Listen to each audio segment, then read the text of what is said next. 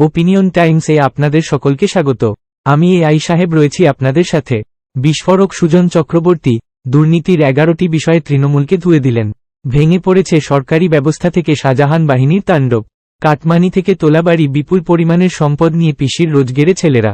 এর পাশাপাশি কেন্দ্রীয় এজেন্সিদের পরিকল্পনাহীন অবস্থা কেউ একই সাথে দুষলেন। তৃণমূল কর্মী জখম হয়েছে, গোষ্ঠীদ্বন্দ্ব, গুলি বন্দুকের দ্বারা। তৃণমূলের কে কত বড় নেতা হবে, কে কত বেশি বকরা ভাগ পাবে, তাই নিয়ে লড়াই। তৃণমূলের 4 জন গুলিবিদ্ধ। কোথায় যাচ্ছে রাজ্যটা? বিরোধী কাউকে রাখতে দেবো না, বিরোধী দল রাখতে দেবো না। দলের যে নেতা তার বিরুদ্ধে দলের লোক কেউ থাকতে পারবে না, একেবারে বকরা লড়াই। অভিষেক ব্যানার্জি গেছিলেন রাজ্যপালের কাছে। গেছিলেন কি কারণে? না, দিল্লিতে নির্বাচন কমিশন, সেখানে ধর্ণা দিতে গিয়ে তারা একটু হেনস্থা হয়েছে।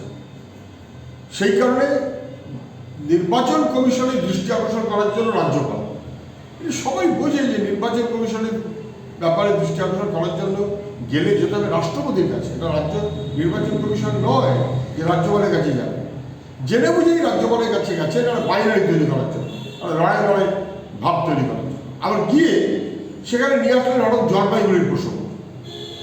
জলপাইগুড়িতে নাকি ওরা যে ত্রাণ দিতে চাইছিলেন, ত্রাণ দিতে পারলেন না। আচ্ছা, জলপাইগুড়িতে ক্ষতিগ্রস্তদের বাড়ি ঘরদোর তৈরি করে দেবে রাজ্য সরকারের এরকমের কোনো সিদ্ধান্ত অথবা এরকমের কোনো কাগজ কোথাও তো কেউ দেখেনি, কোনো মিডিয়ায় দেখেনি।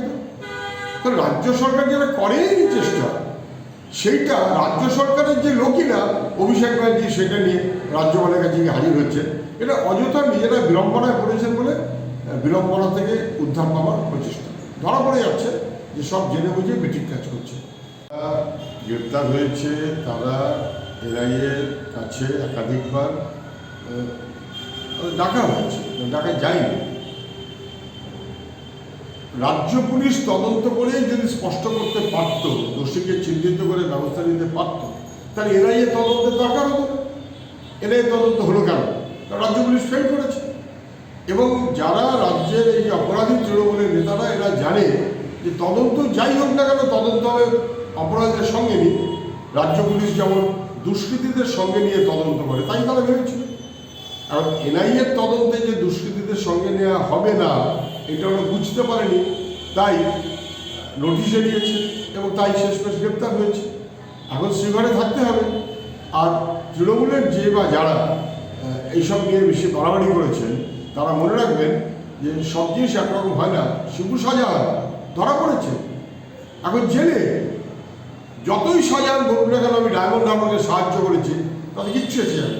কালীঘাট, ডায়মন্ড হারবার যেখানে যা দিই, শিবু শাহজাহানরা যেমন আটকে যাবে, তেমন ভূপতিনগরে যারা অসভ্যতা করেছে তারাও পার পাবে, রেহাই পাবে। তৃণমূল কর্মী জখম হয়েছে, গোষ্ঠীদ্বন্দ্ব, গুলি বন্দুকের দ্বারা। তৃণমূলের কে কত বড় নেতা হবে, কে কত বেশি বকরা ভাগ পাবে, তাই নিয়ে লড়াই। তৃণমূলের 4 জন গুলিবিদ্ধ। কোথায় যাচ্ছে রাজ্যটা? বিরোধী কাউকে রাখতে দেবো না, বিরোধী দল রাখতে দেবো না। দলের যে নেতা তার বিরুদ্ধে দলের লোক কেউ থাকতে পারবে না, একেবারে বকরা লড়াই। এখন এই পর্যন্ত। নজর রাখুন, সঙ্গে থাকুন ওপিনিয়ন টাইমস। ওপিনিয়ন টাইমসে আপনাদের সকলকে স্বাগত। পশ্চিমবঙ্গে এই প্রথম বাংলা নিউজ পোর্টাল। আমি এআই দিয়াসিনী, আর আমার সাথে আছে আমি এআই আদিত্য।